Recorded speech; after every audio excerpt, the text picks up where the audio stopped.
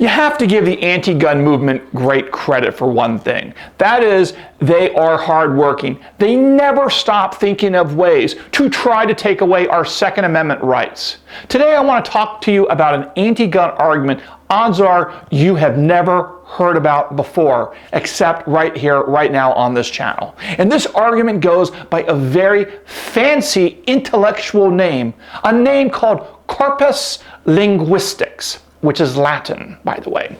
It sounds like some impressive new science, this Corpus Linguistics, doesn't it, right? That's what it sounds like. But it's not, you see. It's actually really an old argument about how to understand the meaning of the words and the text of the Second Amendment. Arguments that the anti-gunners have been trotting out since long before 2008, when the Supreme Court concluded that we have an individual right to keep and bear arms under the Second Amendment in the Heller case. Of course, I want to talk about the details of this concept of corpus linguistics and why you need to know about it when we get right back.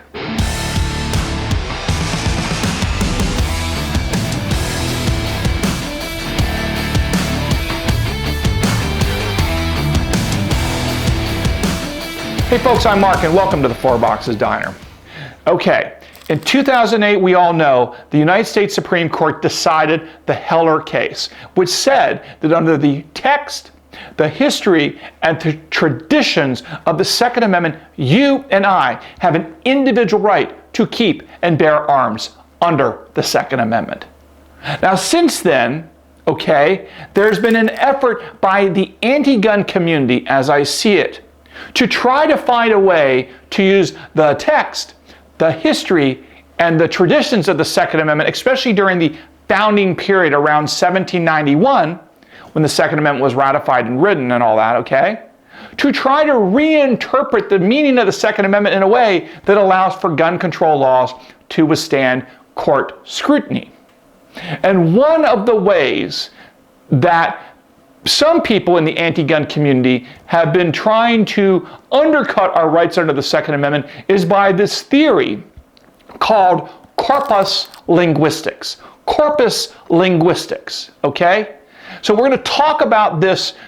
It's going to be a little bit of a longer segment and, frankly, a little bit of a geeky segment. But it's very important for you in the gun rights community to know and understand what is going on in parts of academia, parts of the intellectual circles, in some of those cities like New York and others, in salons, to try to undercut and take away your rights in the court system. And I want to bring it to your attention because I have a feeling that most of you watching this video have never even heard of the phrase or the term corpus linguistics, which is Latin.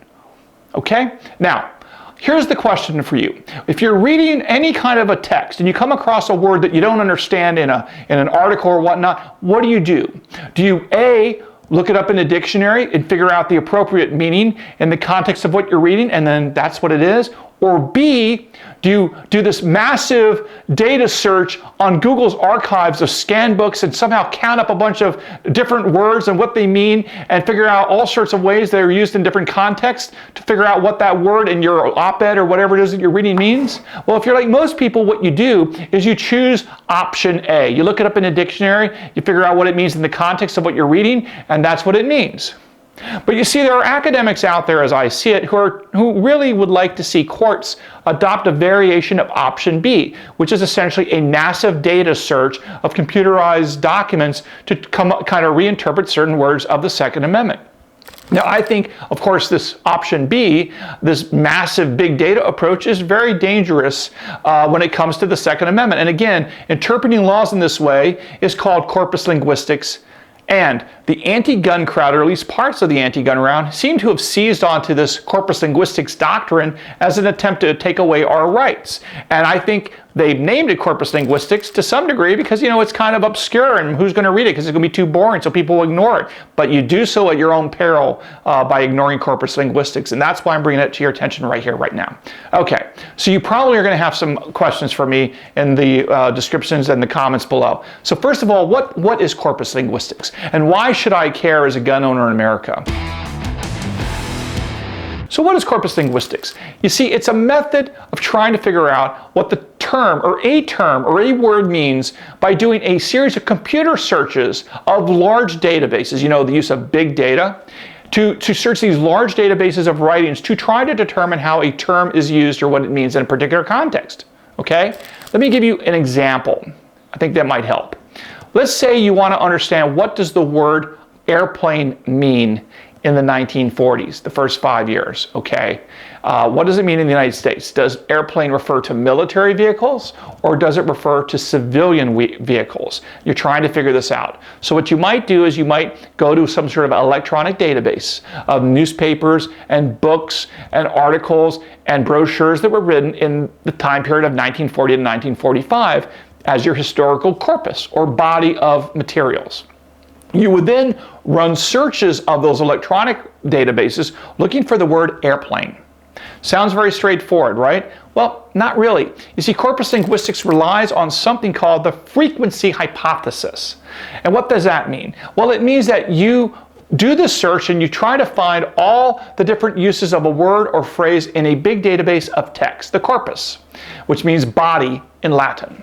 Then you count up how often the term is used with one meaning versus another meaning. And if a certain meaning shows up the majority of a time in a particular time period, then some proponents of corpus linguistics declare that the correct or accurate meaning of the word during that time period, okay, is whatever counts up or has the highest number of counts, okay? And of course that makes corpus linguistics a pretty blunt tool.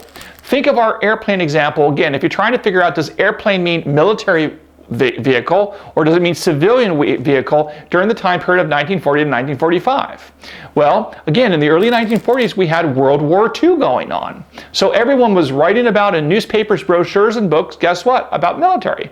So if you are going to do a search of electronic databases from 1940 to 1945, the vast majority of cases discussing airplanes, okay, would obviously refer to military aircraft because of the time of the search, not civilian aircrafts because everyone was talking about war during World War II in the newspapers. But according to the frequency hypothesis, which is the essential part of how you do corpus linguistics analysis, the word airplane would mean it's a military vehicle. But of course, we know logically that's not true because an airplane, the word airplane could mean a military vehicle or it could mean a civilian airliner, depending on the context in which it's used. And this is very important to understand the importance of the context in which a word is found. Now, corpus linguistics, because it's a blunt tool as I see it, makes this sort of appealing to the anti-gun community. And here's why. You see, the anti-gunners are trying to use corpus linguistics, or at least some of them, as a way to erode our Second Amendment rights. Because remember, they're trying to say, many on the anti-gun community, that the Second Amendment has nothing to do with private ownership of firearms, but everything to do with guns preserved or needed for military or militia uses. And therefore, when they do their corpus linguistics during the founding period, they say that most of the returns on their searches, their search returns, show that the word arms or bear arms in that time period of our founding history refer to something in the context of military or militia. And thus the word arms or bear arms does not mean private, individual right to keep and bear arms. Now, one thing to remember is that anyone trying to ban guns faces a big obstacle. We know this. It's called the Bill of Rights. The Second Amendment, as you all know from this channel, protects your right to keep and bear arms. The Supreme Court has said this. And a lot of people in the anti-gun community don't like this at all, right? They want to ban guns, so the Second Amendment gets in their way. And for a long time, many in the anti-gun community have argued that the Second Amendment, again, refers only to military. The trouble is that the United States Supreme Court has emphatically rejected this interpretation. In the 2008 case written by Justice Antonin Scalia in the District of Columbia versus Heller, the Supreme Court said the Second Amendment protects an individual right to keep and carry guns for self-protection. The anti-gunners have never accepted this decision. They're always trying to redo it, rewrite it, or undercut it. And if they get rid of Heller, they would do it overnight. Now they're using a doctrine, or some of them are using a doctrine called corpus linguistics to try to undermine the meaning of Heller and the meaning of the Second Amendment. So again, how do they do it? And I think it's very important for you to understand this because it shows just how far members of the anti-gun community are willing to go to try to undercut our rights. It's very important that you understand this because a lot of the things that you read about, there's other things going on that maybe you're not familiar with, and that's why I created this channel in part to bring these kinds of things to light so that you're aware of them and you can take steps perhaps to rebut them or deal with them as you encounter them. So you're not surprised, because we never want you to be surprised by people in the anti-gun community, because if you're surprised, it means you're not ready to rebut the argument or address it or think it through logically or historically. Okay. Now again, the way Corpus Linguistics do their work is they run searches. Now you all run searches on Google. You type in a word and you run a search on Google. Not that hard, right? But what they do is they take certain databases of electronic historical documents, and they run massive searches on these massive databases looking for certain keywords or phrases. Now what they do in the context of the Second Amendment is they look for historical databases that deal with the time period of, let's say, 1760 through 1826, that founding period right around 1791 when the Second Amendment was created. And what they did is they looked for phrases like bear arms or arms. And they try to look at the different contexts in which bear arms or arms comes up. And because of the time period in which they were doing this, often they conclude that the word arms or bear arms refers most frequently to people serving in a militia or in the military context. And therefore they say, see, we got it right. We are right. Scalia and Heller were wrong. Because this data analysis in Corpus Linguistics demonstrates that the phrase bear arms or arms during the founding period of America referred to militia members carrying guns for war fighting, had nothing to do with private citizens carrying firearms to go hunting or self-defense in Boston or whatever. But of course, that conclusion that the anti-gunners use Corpus Linguistics to draw, in my view, are wrong. And there's a bunch of reasons why I think that analysis by the people that support Corpus Linguistics are wrong. Here's the first problem with Corpus Linguistics as I see it. Remember the frequency hypothesis, which is just which meaning comes up the most? Well, the idea that you see one meaning most often, therefore that must reflect the correct usage of a term, is not really how language works.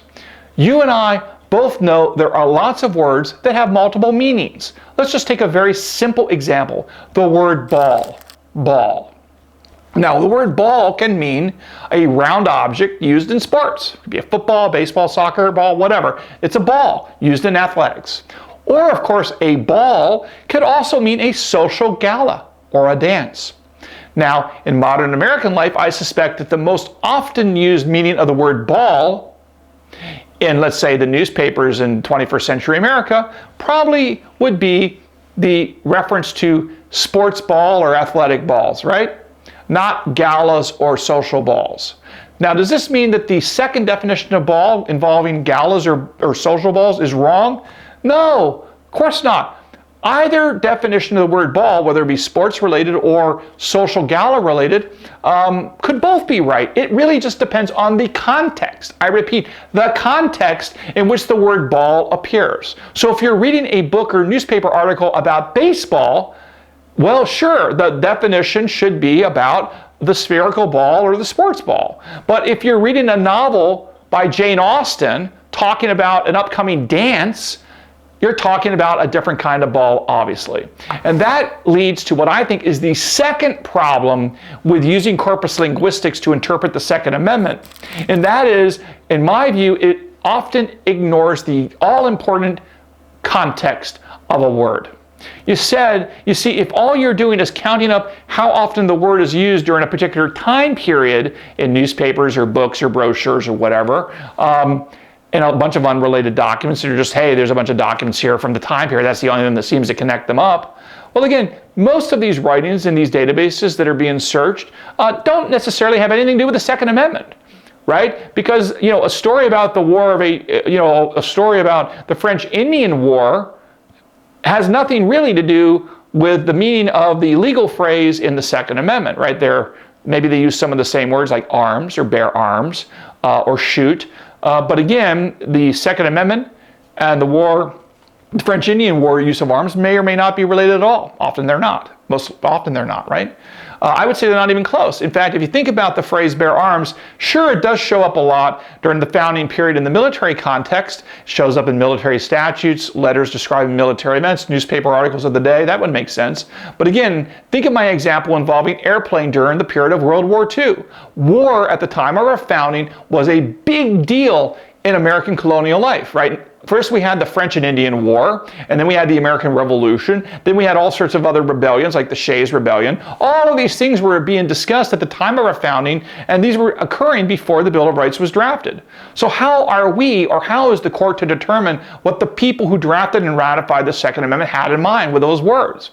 Well, I think you need to look at the text of the Second Amendment itself and any debates surrounding it and what the term bear arms meant in similar context. And that's exactly what the Supreme Court did in the Heller case, right? And did you know, for example, that between the years 1789 and 1820, there were 9 states adopted constitutional provisions analogous to the Second Amendment? Again, 9, and I think we talked about that in another video about state constitutions at the time of the founding, why they're so important to understand the meaning of the Second Amendment. And did you know, by the way, that of those 9 state constitutional provisions dealing with the right to bear arms, 7 referred unambiguously, very clearly, to carrying guns for personal self-defense. Now, as I see it, these state constitutions are a heck of a lot more relevant to understand the meaning of the Second Amendment than anything you can find in a random stack of text just because you're doing an electronic database search of words. I think it's more persuasive to go and draw analogies to the Second Amendment with state constitutions at the time. I think that's more analogous than, again, just doing a database search through historical documents. And by the way, I do want to mention that Justice Scalia actually did deal with linguists in the Heller case. Because back in 2008, linguists, they weren't called corpus linguistics, they were called just linguistics, by linguists who study language. Again, linguistics is the study of language. Linguists submitted evidence trying to show that the word bear, B-E-A-R, right, the right to keep and bear arms, that the word bear meant to serve as a soldier and not as a private citizen. Okay, but the Supreme Court's decision in Heller ruled and explained in great detail why that interpretation makes no sense in the actual context of the Bill of Rights and the Second Amendment, which again is dealing with individual rights for civilians.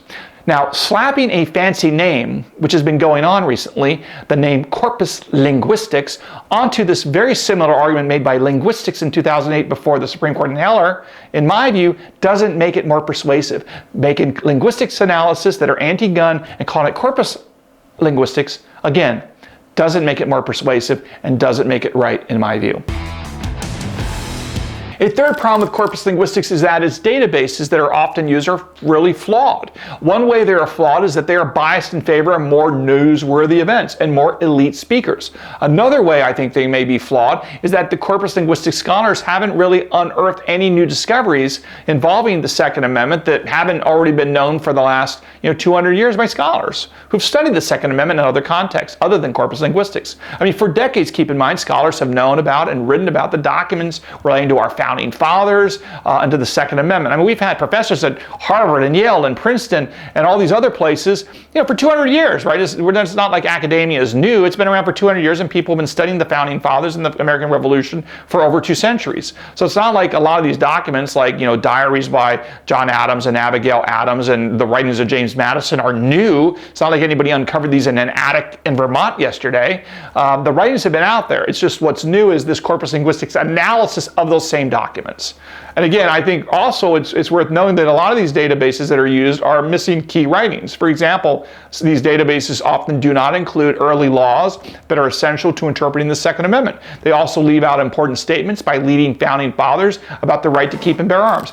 Now, there's also a fourth problem, as I see it, with corpus linguistics analysis, and that is, despite all of its flaws, corpus linguistics has the pretense, sort of the impression, the imprimatur of being scientific. Now, corpus linguistics scholars come up with fancy graphs and pie charts, and they make it look all empirical and like it's statistics and not science.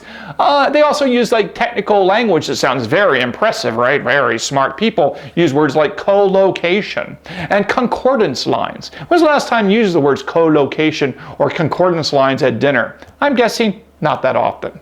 Okay, now if you're not familiar with what's going on here, it may seem like objective science, but of course, for all of its technological innovation, corpus linguistics is really very simple. And as you've heard, it's based on a flawed assumption about how language works. And even when all you do is count up the different uses of a particular term and then figure out which is the most likely one, or which is the most one counted the most, linguists have to use a lot of subjective judgment as to how to count up these words in various contexts and what they really mean. And again, I don't think there's anything really scientific about this process. I think it's quite subjective in the mind and the judgment of the researchers. Now, that corpus linguistics is not scientific is, I think, starting to dawn on certain people that are in the know. I want to point out that in a recent Second Amendment case involving California laws, a court of appeals ordered both sides, both the pro-gun plaintiffs and sort of the anti-gun state of California, to submit supplemental briefing using corpus linguistics analysis. And then a funny thing kind of happened. Both sides, including the state of California, which I would say is no friend of the Second Amendment, submitted briefs. Those are legal documents to the court, briefs, legal briefs, that basically disagreed with the whole notion of corpus linguistics. They kind of said, we don't think it's very persuasive or very good, at least in the context of interpreting the Second Amendment. And they actually, both of them, urged the court to use it, if at all, only with the greatest of caution. And I'll put the briefs again in the description of this video so you can check it out and see if you disagree with me. And again, here's a final point on that. If corpus linguistics is a means to argue that the Second Amendment doesn't mean what it says, if the corpus linguistics is an approach to say that the Second Amendment really only protects the right to be in the military or the right to be a soldier, or something like that, then it would seem to me that the anti-gun lawyers would have used this evidence, or specifically New York's lawyers would have used this evidence when they argued the NYSERPA versus Bruin case before the Supreme Court. But that's not what happened, because during the oral argument in the case of New York State Rifle and Pistol Association, NYSERPA versus Bruin, the New York lawyers, in fact the federal lawyers as well, who from this Solicitor General's office, none of them brought up corpus linguistics as they argued their case in support of New York City's gun laws and New York State's gun laws that made it hard to get guns, and still do, and we'll see what happens with the case. But no one actually argued corpus linguistics to the Supreme Court orally during the oral argument in early November of 2021. So let's wrap up. I want you to understand corpus linguistics just enough to realize what's going on here, because advocates of corpus linguistics, some of them view this as some sort of cutting-edge approach to interpreting laws, including the Second Amendment. But in my view, it's deeply flawed, and it doesn't tell us anything about what the Second Amendment means. And remember, there's 4 reasons why this is true. First, I think it ignores how language really works. Just because one meaning of a term comes up more often than another meaning doesn't mean it's the correct one in the particular context. Second, again, it specifically ignores the context in which the term appears. Instead, it just many of the times it just counts up how a term is used in completely unrelated documents, and I don't think that's helpful for interpreting language, like in the language of the Second Amendment. And third, the databases used for corpus linguistics are often badly flawed, not intentionally so, it's just the nature of the beast, and I've explained why I think they're inadequate for accomplishing the goals of people in corpus linguistics world who want to interpret the Second Amendment. And again, I don't think these databases also sometimes omit key documents. And remember, it's not like the Second Amendment and the Founding Fathers have never been studied before. They've been studied for 2 centuries. So you got to come up with something new, as I see it, to start to reinterpret that document, because what's new, really? And fourth, despite all these serious problems, corpus linguistics certainly does have the veneer, the impression among ordinary people that maybe aren't that academic or scientific minded, that it's somehow scientific and very persuasive because of that. And as a result, it might actually dangerously persuade many people who don't understand how it works that this is science and this is telling us exactly what the Second Amendment means, and it means protect your right to be in the military, and that's very dangerous to gun rights. But again, I want you to understand, the next time you hear the words corpus linguistics, you'll have some arguments to share about why I think it doesn't work in the context of interpreting the Second Amendment, and why you want to watch out for this, because this does pose certain dangers to our rights if it were to catch on and become kind of the standard of how you interpret the Second Amendment. I think there are some dangers to this for our gun rights. But for now, I hope you've learned something, and thanks for joining me here at the 4 Boxes Diner, where we serve fresh, hot Second Amendment news and analysis. And if you like what you heard, please subscribe, and we'll see you next time here at the 4 Boxes Diner. Orders up. Table 2A.